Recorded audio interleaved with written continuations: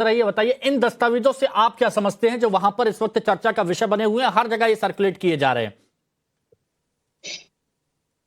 देखिए, ये दस्तावेज हैं तो उन लोगों ने पेश किए हैं। अगर वक्फ बोर्ड है देश में तो वक्फ बोर्ड की जमीनें और उसकी जमीनें दी हैं। आप ही लोगों ने चिल्ला चिल्ला कर कहा है कि 8.5 लाख एकड़ है, किसी ने कहा 9 लाख एकड़ है जमीन। तो वो कहाँ है जमीन? और जमीन के जो कागज आ रहे हैं तो आपको परेशानी हो रही है। जमीन के कागज आए तो आपके डीएम साहब उसको फर्जी बता रहे हैं। मैंने बहुत पहले आपके चैनल पर कहा है और बहुत जिम्मेदारी के साथ फिर कह रहा हूं कि जब तक वहां पर ये डीएम साहब और एसपी साहब वही रहेंगे जिनके दौर में 5-5 लाशें वहां पर गिरी है, 5-5 परिवार बेयारो मददगार हुए हैं, तो वो जब तब तक किसी को इंसाफ मिलने वाला नहीं, किसी मुसलमान को।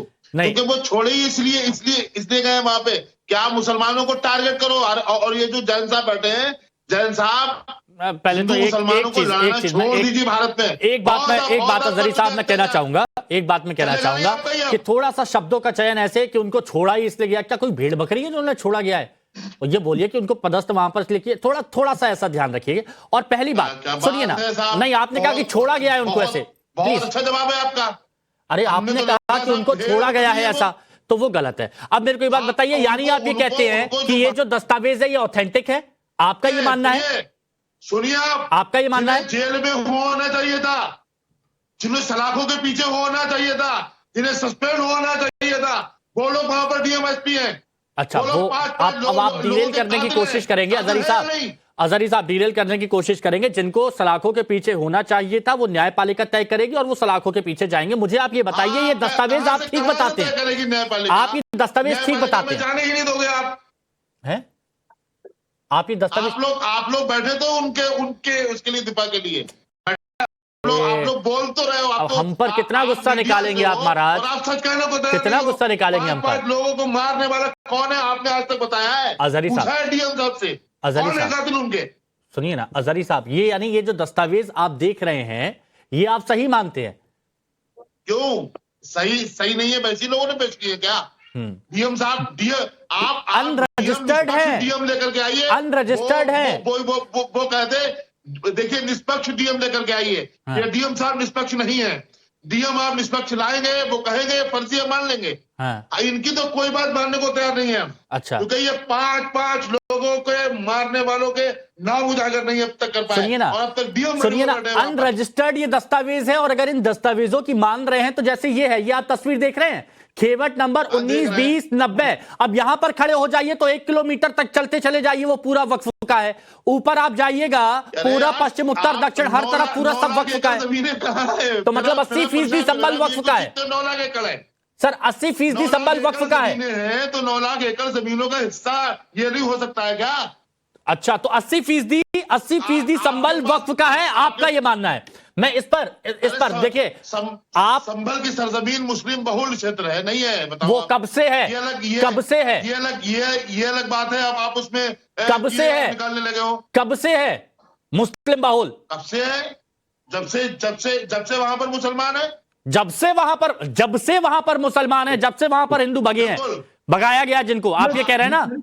ठीक है। अच्छा, एक देखिए अब आप ये आप मीडिया, फिर मैं कह रहा हूं मीडिया का लिहाज आप रखिए। मीडिया के बकाया देखिए, ये 78 में जो हुआ था, हिंसा हुई थी, वहां के सबूत वहां के लोगों ने बताया है। अब उसमें बहुत डिटेल जाएंगे, मुद्दा डिटेल होगा, मैं नहीं जाना चाहता प्लीज।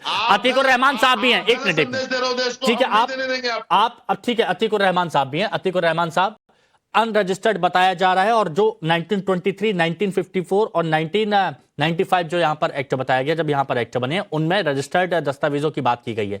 यहां अनरजिस्टर्ड है लेकिन वो वहां पर सर्कुलेट किए जा रहे हैं। तो क्या ये माहौल खराब करने की कोशिश है? इन दस्तावेजों से आपका क्या मानना है, ये बताइए। हिमांशु जी, चाहे जितना भी फ्रॉड कर लिया जाए, जब कभी पूरे संभल का मामला अदालत में पहुंच गया है, जब कभी अदालत के सामने पेश होगा, ये फ्रॉड पकड़ा जाएगा।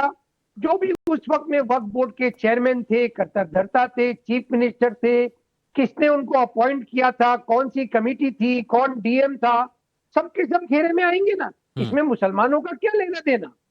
जिस तरह से हाफिज साहब कह रहे हैं कि मुस्लिम मेजोरिटी एरिया संभल हमेशा से रहा है, तो ये तो हिस्टोरिकल फैक्ट रहा। सवाल ये है कि अगर ये फ्रॉड है, अगर ये फर्जी है, तो इसकी जांच होगी और जांच में जो कुछ भी निकलेगा, हम किसी भी ऐसे मुसलमान को जिसने ये फर्जी बनाया है उसको संस्कारी कभी भी नहीं कहेंगे और उसको मेंबर ऑफ पार्लियामेंट बनने का टिकट भी नहीं देंगे। ये हमारी तरफ से आपको एश्योरेंस है। बहुत अच्छा, बहुत बढ़िया बात आपने कही। और ये एक मिसाल के तौर पर देखी जानी चाहिए कि इस तरह से माहौल खराब करना, फर्जी दस्तावेज लाना अगर ठीक है तो वो देखा जाएगा, लेकिन अगर गलत है तो ये आप समझिए कि ये माहौल खराब करने की कोशिश है ऐसे वक्त पर ये दस्तावेज लाना। स्वामी चक्रपाणी जी, आपका क्या मानना है, क्यों ये दस्तावेज इस वक्त वहां सब जगह घुमाए जा रहे हैं? क्या संभल का माहौल बिगाड़ने की साजिश है या फिर आप इससे कुछ और समझते हैं? देखिए, बिल्कुल बिगाड़ने की साजिश है। सब जानता है, पूरा दुनिया जान चुकी है कि वक्फ बोर्ड एक लैंड कब्जा करने वाला एक भू माफिया है, जो कहीं भी अपनी दावा करके और उसको जो है अपने पास ले लेती है, वकील उसके, जज उसके, सब। तो ये भू माफिया है। वो तो जब उन्होंने देखा, और अभी हाफिज जी कह रहे हैं कि जी संभल तो मुसलमानों का, अरे भाई पुराणों में हजारों साल पहले जिक्र है, वो हिंदुओं का है। वहां पे भी तो अवतार अभी लेने वाले भगवान, इसके पहले भी सब मंदिर मिल रहा, सफाई होगा और फिर भय प्रगट कृपाला, देखिए परमात्मा प्रगट वहां होंगे, आएंगे। ये हजारों साल पहले पुराणों में लिख दिया गया। तो हाफिज जी देखिए, जो गलत है उसको गलत कहना सीखिए। आप हर चीज पे आप मीडिया पे आरोप लगा दोगे, डीएमएसपी को नहीं मानोगे। अरे भाई, डीएमएसपी इतने वहां के अच्छे हैं जिनकी वजह से वहां पे लैंड ऑर्डर वहां पे है, वहां पे इतने सब कुछ होने के बावजूद शांति है। आप तो चाहते हैं वहां पे पत्थरबाजी होता रहे। अरे भाई, सर्वे की जब सुनिए, सुन लीजिए, अरे सुनिए ना, आप फिर टीवी याद करने लगे, सुन लीजिए, सुनिए, अरे भाई सुनिए, जेल में डाल रहे हैं मुसलमान। अरे सुनिए, अरे भाई, जो अपराधी होंगे जेल में नहीं जाएंगे, जो क्रिमिनल होंगे जेल में नहीं जाएंगे। अरे आप बताइए हाफिज जी, खुशी महसूस हो रही होगी, हाफिज जी सुनिए, खुशी ये, अरे सुन लो भाई, मैंने खुशी, अरे आपने बोला, आप सुनने दीजिए, बाकी मेहमान है हमारे पास में। अरे भाई सुनो भाई, मेरे को हाफिज जी मेरे को, हाँ अरे ठीक है, कंप्लीट करिए अपनी बात, फिर साध्वी जी के पास जा रहा हूँ, फिर मेरे को बात करनी है हरिशंकर जी से भी। मेरे को खुशी किसी के लिए नहीं होगी कि किसी को गोली कोई मार दे, कोई पत्थर मार दे। सवाल इस बात का है कि कानून व्यवस्था रहने चाहिए, ये मैं कह रहा हूँ, और उस व्यवस्था को शासन प्रशासन करता है। कानून व्यवस्था रहनी चाहिए। एक बहुत जल्दी से साध्वी प्रज्ञा से भी रिएक्शन। साध्वी प्रज्ञा, ये बताइए, क्या नेरगर्दी चल रही है क्या ये दस्तावेज लाकर? साध्वी प्रज्ञा। देखिए हिमांशु, सबसे पहली तो बात ये है कि राम मंदिर और ज्ञानवापी में भी जो प्रमाण मिले उसके बाद ये लोग बौखला गए हैं। इन्हें पता है कि ये गलत कर रहे हैं, क्योंकि अगर ये लोग सर्वे की सपोर्ट में होते, बात तो सर्वे की हुई थी ना, तो वहां पर पत्थरबाजी नहीं होनी चाहिए थी। इसीलिए दस्तावेजों के नाम पर ये एक षड्यंत्र रचा जा रहा है और न्यायपालिका इसका फैसला अवश्य करेगी। पहली बात ये है। दूसरी बात, इन्हें न्यायपालिका पर, भारत के न्यायतंत्र पर विश्वास होना चाहिए। हमने संविधान का रुख अपनाया है, तो यहां बैठकर किसी भी तरीके का ऐसा बयान नहीं देना चाहिए जिससे हिंदू मुस्लिम एक वातावरण को खराब किया जाए और भारत की एकता और अखंडता पर प्रहार हो। ये बहुत अच्छी बात आपने कही साध्वी प्रज्ञा जी। अब इसमें हरिशंकर जैन जी, मैं एक बात आपसे जानना चाहता हूं, क्योंकि आप इस मामले को बखूबी बहुत अच्छे तरीके से जानते हैं, A to Z जानते हैं। हाफिज नूर